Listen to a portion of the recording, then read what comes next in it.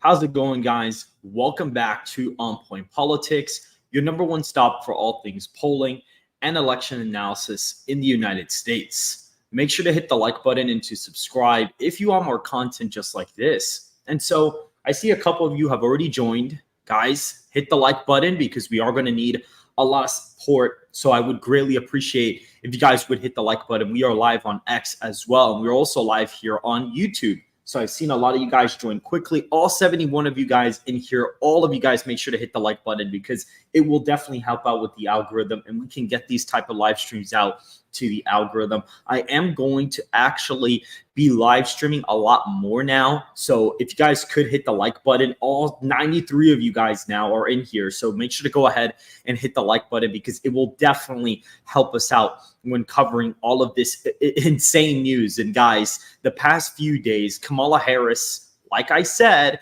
would start falling in a lot of the polling data. Now, our prediction hasn't necessarily changed. It's gotten slightly more Republican than what it was before. And that's because I created an election model that has helped me predict 2020 and 2016 with almost perfect accuracy. So even better than the models I had back in June or July. Those would have been somewhat accurate too, but it would have been a little bit iffy going into it. And so when really looking at this, it is something very interesting because Rasmussen's polling really hasn't changed. Alice Intel has shown Donald Trump improving the popular vote from their, August poll, or at least their July poll, all the way until, the September poll they dropped. They showed Donald Trump improving by 2 points. So it's not that the accurate polling has changed or that the race really has changed. It's probably been a 2 to 3 point race for quite a while. But at the same time, now the mainstream media polling is starting to fall for Kamala Harris. That is the big issue that we're seeing today. And we're going to be covering a lot of stuff because I've discovered a lot of interesting things and we're going to be covering a wide variety of topics. So before we go ahead and do that, there's 109 of you guys here on the YouTube. Make sure to go ahead and hit the like button, guys, because about only 50 something of you guys have hit it. So if just all of you guys could hit the like button, it would be greatly appreciated. I will be going to over here. We see here Trump just claimed to be 6 points up in Nevada. That's actually quite funny because we have him up 5. I wonder if those were his internal numbers. That'd be pretty interesting. But again, he tends to over-exaggerate. So that is actually pretty close to what we have over here. And it's not really even me trying to show for Donald Trump or anything like that. It's just really all of the polling that was wrong in 2020 and 2016, when you adjust for certain necessary metrics, you get a pretty impressive win for Trump in Nevada. And as well in a lot of the other swing states, guys. I mean, it's just the truth. I mean, you're getting some crazy, insane swings from last cycle. And it's because Donald Trump has built a base of supporters that have been loyal to him.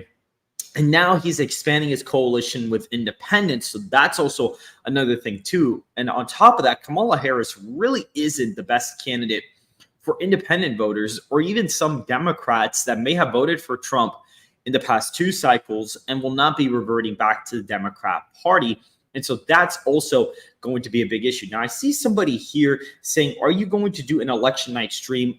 I will have to actually announce something. It depends on what happens in the next month. My plan for election night is actually undecided. It's not that I won't be streaming, but we're going to be seeing exactly what's going to happen on that day. So we'll definitely announce that when the time comes, which will probably maybe be in the next 2 weeks. You guys may hear something. Who knows? Probably in about 2 weeks, I'd say maybe 3. Maybe, but we'll go ahead and we'll definitely touch that at some point. We also got a couple of collaborations coming up. We got one with election time coming up at some point pretty soon, and we also got a few collaborations with State of Daniel. So we're going to be collabing with him as well. We're going to be doing something with Mark again and Tom Ellsworth from the Decision 2024 as well. And I'm currently speaking to Richard Barris the People's Pundit. So we're going to be doing something with him too. So there it is. So the stream, whatever it is essentially confirmed. So there's going to be a lot of collaborations coming up in the next month. So there's going to be a lot of content for you guys looking at this. Darren says, Lester, are you a political science major, as you're very bright with this? I'm actually not a political science major, funny enough. I'm actually a computer science major. So as of right now, it pertains to polling years. We know how inaccurate the polling has been for Liberal polls. What is your prediction for that? I'm pretty sure they're going to be wrong again. More than likely, the polling will actually be incorrect once again. That's my educated guess. It could be wrong, but I suspect that the polling is going to be incorrect. Now, we're going to be going into some things here because this is very interesting stuff. So we're actually going to go over here. We're going to actually just share the window just because I'm going to be showing you guys things from time to time. So right now, I have a blank electoral map here that we can pretty much look at once we start filling out the map here. But this is my national aggregate going all the way back to August 22nd. So this thing is a little bit over a month old. It's almost going to be 2 months old now. And we've seen that Donald Trump was kind of going down and Kamala was steadily going up. And it was about a 2-point race. And we see that then Donald Trump started to expand his lead, but Kamala also gained. So it sort of remained a 2-point race. Like it stayed as a 2-point race for quite some time. And Kamala Harris was starting to climb up here. And it was somewhat competitive, but Donald Trump had not consistently, but still was going up until we got the Atlas Intel poll. And that really put a dent in her polling numbers, where then Donald Trump went all the way up to 49%. Harris went all the way down to 45%. And so that was bad. And then the polls kind of like re-regulated essentially. And then we started kind of seeing some movement, sort of some stagnation. And you saw, okay, Trump kind of gained there. And then Donald Trump, when some polls fell out the aggregate, he went up to 50. But Kamala has seen a little bit of growth here. She actually has climbed about a point in the last couple days. So we'll be seeing how a lot of the polling actually shakes out by the time the election comes around, which is literally less than 25 days away. It's not that far at all. So we'll definitely be seeing that as time goes on. But Donald Trump is performing pretty well right now. He's up in the popular vote by 3.4% according to this. And before everybody says, oh, well, this is a huge grossly overestimation. In 2020, when I put together all of the pollsters, which I'll also be doing this as well at the final day so I can actually get it correct, all these pollsters here that you see, right now I'm kind of having an aggregate that has pollsters that are not F-rated, but once we go ahead and do the final aggregate for that day, all these pollsters here, I'm going to basically find whatever polling they've conducted to essentially go ahead and implement all of the polls that we have gotten probably from the last maybe month before the election to see where everything stands, just so I have a clearer picture on that day, because going in and having to edit the aggregates takes time. So on the final day, I'm going to do a new one separately just to be able to go over everything and make sure I get it right on the final day, because in 2020, when you do the same exact thing for 2020 with Atlas Intel's aggregate, you actually end up getting a Biden plus 5.1 national environment where Donald Trump is actually getting 46 and Biden's getting 51%. Essentially, it's a 5-point spread, and Biden won the popular vote by 4.5 in the last election. So, whatever you want to say, that's fairly accurate. We even went back and did it for 2016. I didn't do it for all the polls that were here. I only did some recent polling in the RCP aggregate. So the latest polls they had in the RCP aggregate, we basically weighed to the pollster that was the most accurate. We weighed to about, give or take, this electorate right here. And so when we go ahead and look at the weightings here, Hillary is only up by 0.8. So that popular vote would have been iffy, but the model still would have gotten the election right. The popular vote would have leaned a little bit more Republican. than I would have liked it to. And the model in some places does overestimate Trump, but it also overestimates Clinton in some places like Michigan, for example. And that's because I haven't even developed the state polling averages for 2016 just because I felt like that would take way too much time to even do right now, to be honest. But when looking at this, Donald Trump is in a very strong position to end up winning the 2024 presidential election in a basically blowout election. And that's a lot. Not a lot of people are actually talking about this because it is very, very peculiar that all the same pollsters that had this accurate result from the last election are all predicting the same thing. I mean, right now, if you look at the accurate aggregate, he's at around 49.5 and she's at like 46.2. So that's about a 3 point, roughly give or take, that's about a 3.3 percentage point race. And Alice Intel, the most accurate pollster from 2020, has Trump plus 3.6. So that's not really necessarily that far off either. And I do have to update this aggregate. And I hope that Varys does do a final national poll in October. I really hope he does, because it would be nice to get some data from him. I hope Alice Intel does one as well. So that'll be quite interesting to go over. But we do see here that Donald Trump really is going out there and he's winning pretty easily right now. And when we see this, looking at Biden, where he was from all the way from June 21st to July 21st, when you do the same thing that I'm doing right now, and I could technically change this to Alice Intel's aggregate. So for the sake of this, just to show what I could do, we'll actually go ahead and look at the polling that came out in June, and we'll actually change the aggregate to that just because I'm doing it for the current one. So there may be a little bit of a shift in the aggregate this month if they do drop a new one. Oh, this was a majority. Oh, wow. And this was like a majority Democrat sample. Not a majority, but a plurality between the two parties. So if you weigh to their aggregate and we look at their final margin, Biden at about 34% to Trump's 38%, and Kennedy would have actually gotten 17% of the national popular vote. That would have been an insane election. And funny enough, this is actually right around the popular vote that Alice Intel was predicting, by the way, because this is about Trump plus 5.7, and they came out with Trump plus 5.5. So we would have been pretty close to Alice Intel, which had came out at the end of June. So that is pretty interesting. And there's a lot of undecideds in this polling as well. And we see West with about 3.4% and Stein with about 2.6%. But Kennedy was all the way up there at 17%. That is a huge overperformance. That would have really shaken up the race in a lot of states. I probably would have found in my aggregate some really interesting things.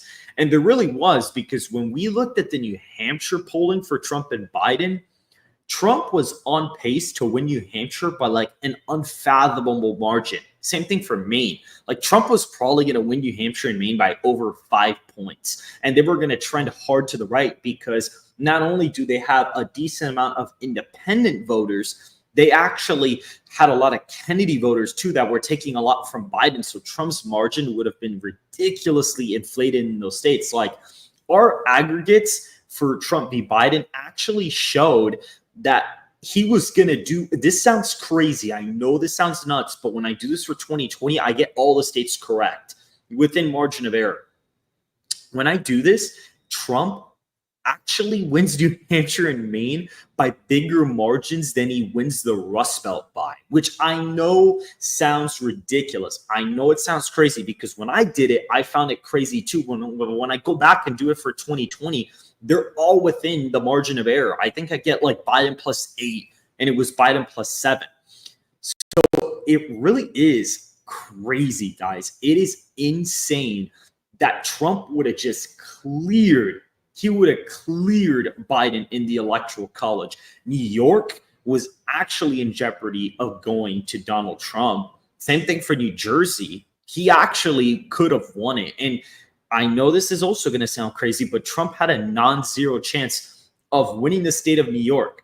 So going from that to this, basically what happened is a lot of disaffected Democrat voters that were going to vote for Kennedy kind of came home to Harris, but Trump also picked up a lot of Kennedy people too. Like Kennedy would have really overperformed on election night, which is something I suspected would have happened. But let's go ahead and remove this guy. Oh, thanks. Thank you. Yeah, I don't know what his problem was. So yeah, I don't know, man. So anyway, besides that, guys, I apologize for the person in the chat. But Donald Trump would have killed Biden in the Electoral College, especially with a popular vote margin like this. Oh, he would have murdered him. With Kennedy getting 17%, you could have had a Donald Trump victory of over 400 electoral votes because Kennedy would have taken a decent amount of votes from Biden. Now, he would have taken votes from Trump too, but it would have affected Biden just a little bit more, to the point where states like Colorado probably could have actually been a few point of a flip. Oregon could have been competitive. Illinois would have actually been in serious jeopardy of flipping. I think at one point, I actually had it even like I had it tilt Dem at one point in my forecast because of how bad it was actually getting.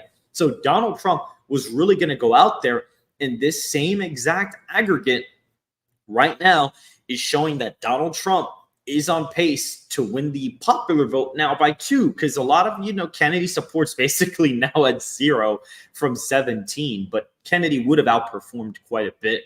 And we see here that Donald Trump is up by 3.4, which is still a really good performance, by the way. This is a massive performance in the Electoral College. This is nothing to be, mistaken for. And when looking at, the Alice Intel poll from, September, Donald Trump is killing it with African Americans. He's getting 32% in this poll. I don't think that's going to happen. He's winning his, actually, this is the wrong crosstab. I don't know why I thought that was the crosstab there. And we see here, okay, he's getting about 26. That's something like at the higher end, but we'll see here. Sonic Teal for 5 says, real men are conservative and vote for Trump. Thank you very much for the super chat, my friend. I greatly appreciate it. So let's go ahead, and we'll be going ahead and seeing what's actually going on here. Hispanic voters, just about a 12-point margin for Kamala Harris, which is not a good performance. She's losing whites here by like 15 or 16, which is really bad because that's a 3-point overperformance for Trump. And Trump's up with Asian / or other voters. He's up with them, and he's only down with Asians by 3 in this. And he actually is winning a lot of Biden 2020 voters. He's getting quite a bit of them.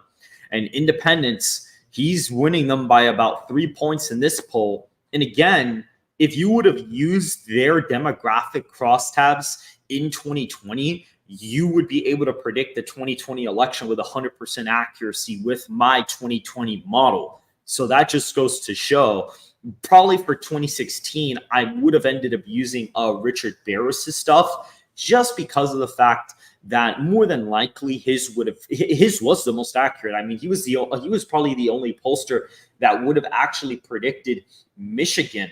So that is interesting. Yeah, I don't know what's going on in the chat. Yeah, moderators, if you find anybody that's there and remove them, that I would appreciate it. We have a couple of trolls that like to come in, but that's fine. Cubanos para Trump. No, yeah, 100%. No, and I mean, they're going to be shifting right like crazy.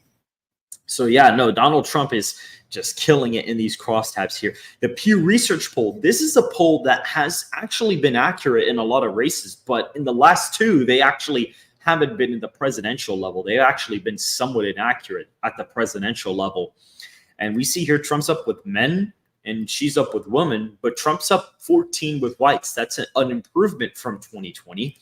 Looking at the black vote, he's getting around 14 here, getting 38% of Hispanics, which he's going to outperform this because he got 36. He's going to outperform this. And he's definitely going to outperform this Asian vote share. He's going to outperform that one too.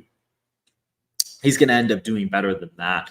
But yeah, overall, the Pew Research poll is a respected pollster, and this is their final poll, and they got Biden plus 10 last time, and they got Clinton plus 7 in 2016. So the fact Harris is up 1 and he's polling at his 2020 popular vote is already a horrible sign for her. That's a really bad sign for her.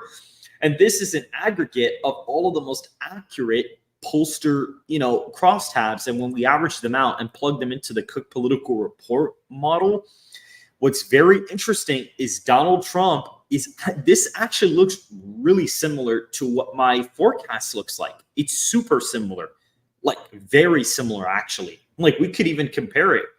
We can go to my election model right now and compare what the accurate crosstabs are showing. For example, I have Trump plus 5.9 in Arizona. That's literally what the crosstabs that are the most accurate. That's literally what they're showing right here. In Nevada, it's going to be the same thing. We have Trump plus 5.2, literally Trump plus 5.7. Colorado's Harris plus 6. We have Harris plus 8.5. We look Texas plus 12. We have Trump plus 14.3. So that is looking great. Virginia plus 3.7 Harris. And we see here Harris plus 1.6. And New Hampshire, a tilt margin. I think here it comes out to, Harris plus 1.4. New Mexico, Harris plus 1.9. And right here, Harris plus 2.4. So all of the pollsters that were right last time, and even some of them were right in 2016, when you compile their crosstabs and you apply the electorate that they have and you look at all the data, this is what it shows. And it's eerily matching up with my On Point Politics election model for this cycle as well. So again, very, very interesting stuff here. Lester, I will be at the Trump rally in Coachella tomorrow, Cali for Trump. Well, that's good, man. I hope you have a good time. I actually never gone to a Trump rally before. I mean, I wish I could go to one, but I'm probably not going to be able to, but that's fine because I've been doing the work to basically tell everybody that, hey, really, this is all happening, and I want to provide the most accurate polling data that I possibly can. And I'm not doing this to grift. I'm not doing this to exploit anybody. I'm providing what I think is the accurate analysis of the race. And to prove to you that I created models that can actually go back to 2020 and 2016 and be somewhat on the mark. We'll actually look at my 2016 one because I've covered my 2021 ad nauseum on here, but we'll look at my 2016 one. And by the way, this one has a more margin of error because of the fact that I do not have the state polling because it would take me quite a bit to do so. So I didn't really get to that. But if we look at 2016, for example, I get Arizona plus 8. I mean, that is a big miss, but I get the winner accurate. Florida plus 4.5. Again, another big miss, but still get the winner accurate. We see here Emery Moody for 20. Thank you very much. I greatly appreciate the super chat, Emery. This was not that far off because Clinton plus 6 and ended up being Clinton plus 4.9. That's not bad. Iowa plus 5.6 and ended up going to Trump by 9. So because I don't have the state polling, it is going to be a wider margin of error in some of these states. But I still get the winners and a lot of them accurate. Maine's is pretty off. Funny enough, Minnesota actually votes to the right of Michigan. So having the state polling averages would have helped me a lot get even closer in some of these states. It would have helped me be even more accurate in some of these places. So that's pretty interesting. But we see here Nebraska second, likely R. It wasn't likely R. Nevada, D plus 1.8. It was Clinton plus 2.4. That's okay. New Hampshire was closer than this, but within margin of error. New Mexico, this is actually a pretty close result in New Mexico. Clinton plus 8.2, and I got Clinton plus 8.7. Pennsylvania, Trump plus 1.1. I mean, it was Trump plus 0.7. Wisconsin, Trump plus 0.08. So basically plus 0.1, and ended up being Trump plus 0.8. And Michigan, that was the one I got wrong. In Virginia, Clinton plus 4.3. It ended up being Clinton plus 5.3. So again, some of the states, it's a little bit iffy. The popular vote is a little bit too close for my liking. Definitely wasn't a tied popular vote. It was Clinton plus 2.3. The New York margin is pretty good. That one actually ends up being like Clinton plus 23, and it is Clinton plus 23 here. So the margins would have been iffy, but I would have been able to predict 49 out of 50 states, which would have been better than basically all the other election forecasters as well, because a lot of people were like, oh, but you need to go back to 2016 and not just 2020. And I did. And I, even without the state polling average concept, I still get 49 out of 50 correct. And that's why I'm not going to do the 2016 polling averages, because if I can already get 49 out of 50 correct in 2016, which is these two columns, I'll probably be able to get 50 out of 50 when I redo everything else. Sonic 2, I'm not just MAGA, I'm dark MAGA, Elon Musk. Yeah, I mean, no, that was pretty cool. It was cool to see him, do that. So that is pretty interesting. Real American. Huh, interesting. That's weird. But all right. So, and then looking at this, right? So this is the 2020 538 aggregate, or at least their model. And when we see it here, I mean, Donald Trump is just 10%, really 10% chance of winning. I mean, I would have probably given him, I think if we apply the 2020 margins, I think in my model, he gets like 35, because he was not really favored in 2020. Biden was the favorite. I mean, Michigan, lean in Pennsylvania, lean in Nevada. I mean, you're kind of cooked. Like, Trump really did have a steep path to the White House, and he almost pulled it off. He almost did it, because Michigan, Georgia, or Wisconsin, Georgia, and Arizona, if those would have flipped, he would have actually ended up, it would have ended up going pretty badly. I cannot say that. Name TARDIS Tech and Stuff for 2 says, what is the new link to the Discord? Yes, guys, we did have to make a new Discord server because we had a couple trolls. So if you want to go ahead and follow that in the description down below, it should be there. You can join it. If your account is less than 2 weeks old, you won't be able to join. You're going to be automatically banned. We also have something to track the we have an IP banner as well. So if everybody, because the last server had to be dismantled because we had a bunch of trolls basically come in. So we pre-banned them all. They can't join now. Is the Discord thing not there? If one of the mods wants to put it in the chat, you can do that if you'd like. I would appreciate that, actually, if that is possible.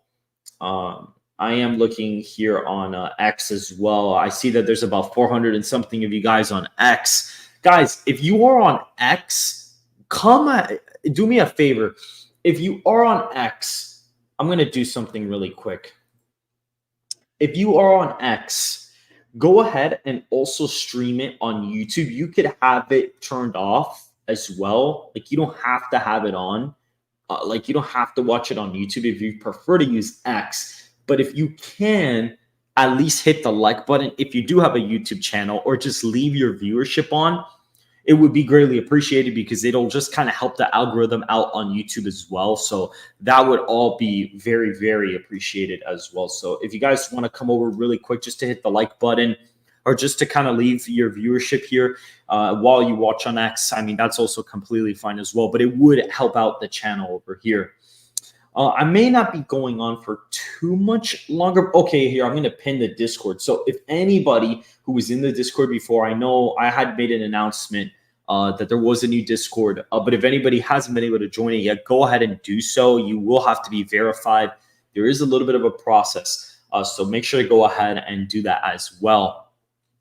Guys, I really think you should be ready for this next week.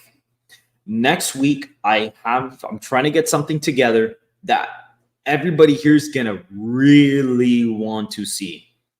Everyone is going to want to see it. Everybody.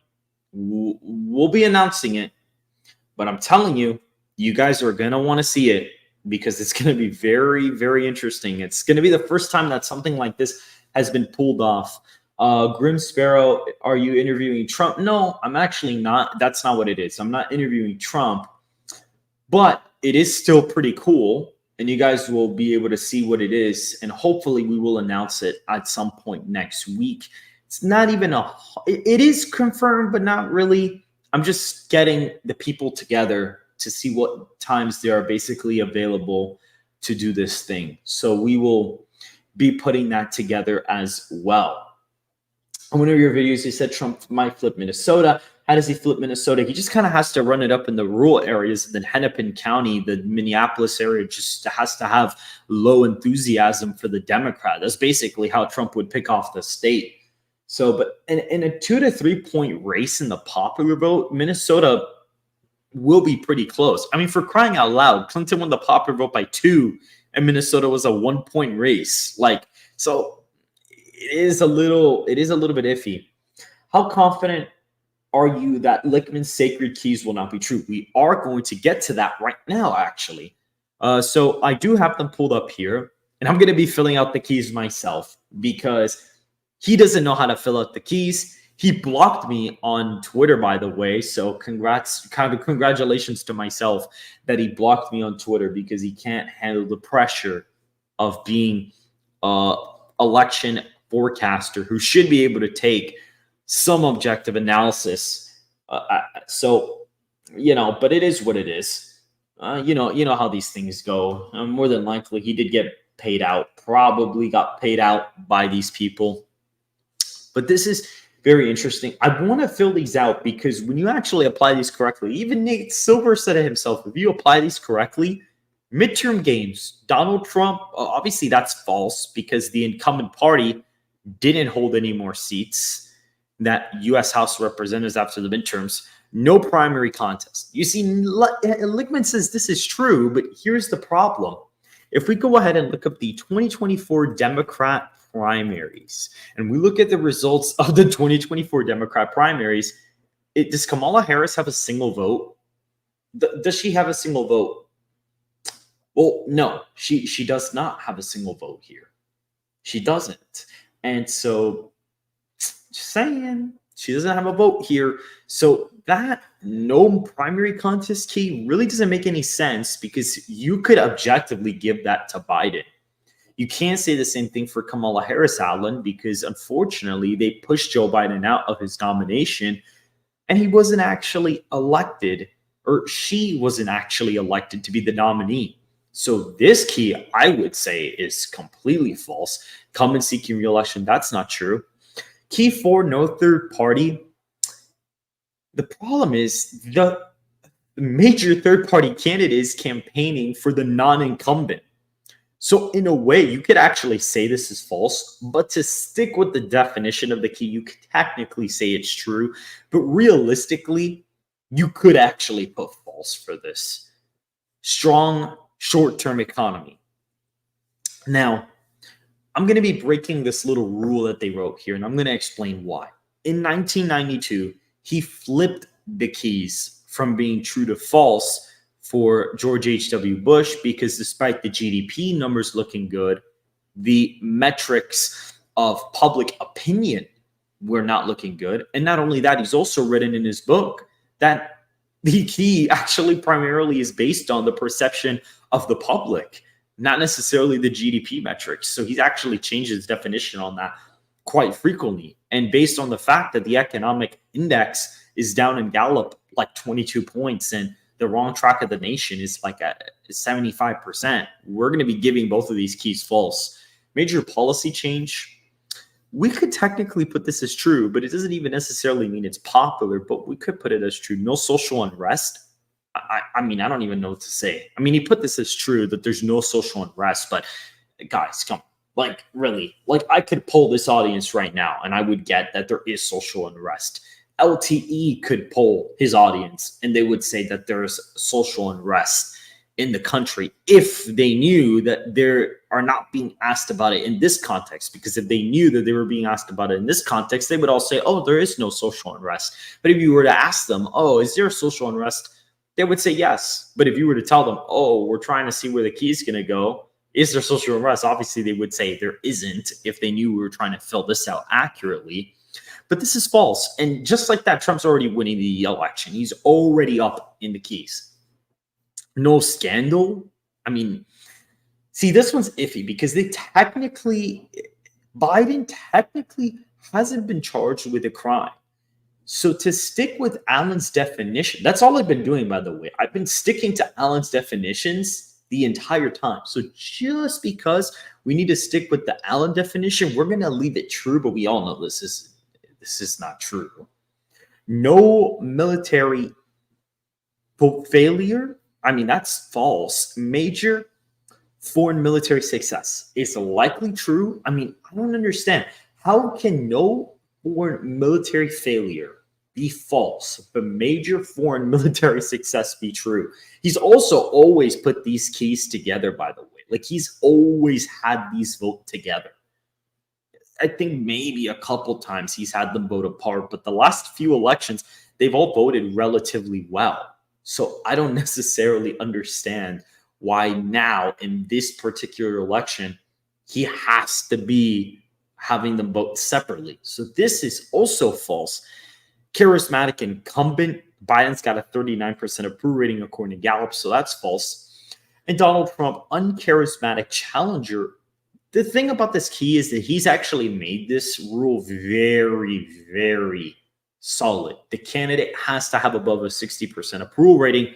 So because of that, we are going to have to leave this true. Yes, of course, Donald Trump has charismatic traits, but the threshold for this key is that the candidate has to be polling above 60%. So when you fill them out, like Alan says you should, not even based on my own definitions, I'm literally just pulling from what he's done before and what he said, Donald Trump wins in his keys like 9-1. So it's like, I don't really understand where he gets this whole thing of, oh, there's no way, Kamala Harris is obviously winning. I mean, it's just not happening. It's not. If you apply his keys honestly, you get a Trump win. And in his own prediction, if one of the keys were to fall, Trump wins. Like, you have to believe that Kamala Harris was democratically elected. You need to believe that the economy is good, and you have to believe that there's no social unrest as well.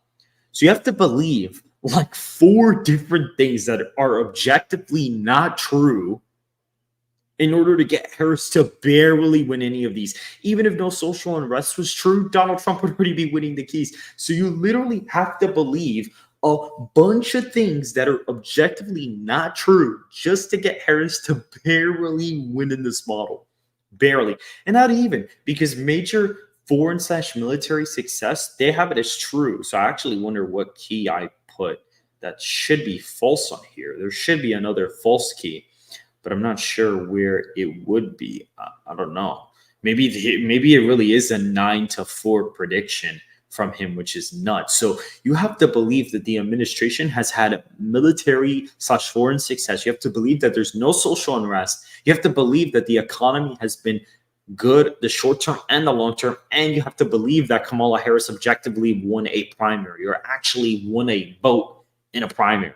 You have to believe all 5 things for her to barely win this model. So this is how you know that it's objectively flawed, and he was probably bought out. I mean, after the Trump-Biden debate, he just completely collapsed, man. And the second that happened, they had this guy at every pit stop just to be able to calm everybody down and give everyone hopium. But again, he is not.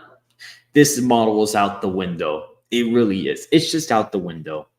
And when looking at Polymarket, I mean, yeah, Trump did kind of take a lead in the betting odds. I mean, Harris took the lead back in Wisconsin. Trump's up in Michigan, and she's up in Nevada. But when looking at RCP, I'm like astonished, because never has Trump led in the RCP map. He's never done this. Ever done this. He's never been ahead in the RCP aggregate in the states, like actually winning the Electoral College. He's never been up ever the month before the election, ever. And he's up now in the same polls that have underestimated him twice. So I don't know what to tell you guys. I mean, it's just looking really good for him right now. That's my objective analysis. If I had to say where everything was going to go today, without even looking at my model, if I had to kind of predict where everything was going just based off of my own instinct, I would say Iowa and Ohio are safe. Florida, Texas on the higher end of likely. Washington, Oregon likely. Colorado likely. Probably I could see Illinois possibly flip. DC, Maryland, Massachusetts, Vermont are safe. New Jersey, Delaware, those are likely. New York is likely. North Carolina and Georgia are gone. Arizona is gone. Nevada, I'd actually say my own instinct tells me it's a little bit closer than 5, maybe 3, maybe 3. Wisconsin, I actually could say 4 as my natural instinct. I would say +4. Same thing for Michigan and Pennsylvania. That's my natural instinct prediction. But of course, when I do my official forecast on the channel, I use my election model because I want to see how close it is to the actual election. But I will be doing I'll have my model prediction and then I'll actually have my official prediction as well. Like I'm going to be making the distinct difference on election day. Maine's first is going to be likely. Maine second will be safe. I actually think Maine could go to Trump by a tilt margin. And I think New Hampshire could as well. I really do. I think he can get pretty close there. I also think that Nebraska second is lean R. I think the polling is going to be really bad. I mean, my model has it going blue. It does, but we'll see. And in New Mexico, you see, here's the thing with New Mexico. Here's the problem for Harris. She's not polling well with Hispanics, and they have the largest amount of Hispanics in the entire country. So I'm actually really torn between all of these. I'm actually really torn because, maybe because Walz is the VP, maybe she squeaks out Minnesota, but I don't even know. And I don't even know if Wisconsin is lean. It could be over 5 just because of the fact she's only up by a tilt margin in the polling data, the same polling data that has underestimated Trump by 5 to 6 points. So it's even possible it's in the likely column. I mean, it really could be. And that means that Minnesota would have to be flipping. If Wisconsin's over 5 and Iowa's over 15, I mean, Minnesota would have to be going to Republican. Now, Virginia, you see, these are rough for me. I'd have to put them, I don't know. I guess maybe New Mexico is like a tilt Dem state. Maybe, or maybe that one's tilt Dem. Maybe Virginia is. We're going to put them lean just for the sake of this. But my gut instinct projection tells me that this is the map. But my model currently has Trump 312 to 226. And that's why I like having the model, because my model basically removes a lot of my biases. I just have to follow the same steps I did in the last 2 cycles in order to predict these elections. And so that's actually pretty much it for this stream, guys. I just kind of want to come on here and, just kind of give my analysis on the presidential race. I see we do have about 800 people here. If there's anybody from X that hasn't subscribed to the YouTube channel, please come on over and subscribe. We are trying to build up the audience. Nobody from here has followed on X. Go ahead and follow on X as well. We'll be streaming a lot more probably around this time. So definitely be tuning in. Tomorrow, I'm not sure if I'm going to be able to stream tomorrow because I am going to be meeting up with somebody to talk stuff about election night and whatnot. But we'll be seeing what's going on. So I will see you guys in the next stream, and we'll be seeing very, very soon.